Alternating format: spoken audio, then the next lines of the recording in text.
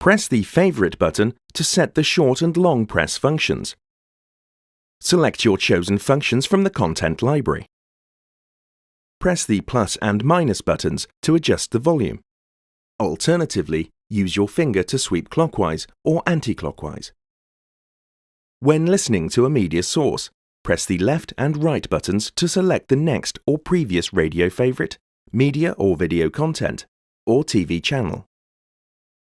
Press and hold to seek up or down to the next or previous radio station. Press the phone button to activate the phone system.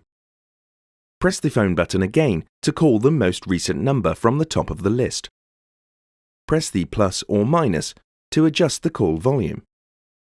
Press the End Call button to end the call. Press the Menu button to change the vehicle's features and settings. Scroll through the menu using the arrows. Press the right arrow or press OK to view a sublist.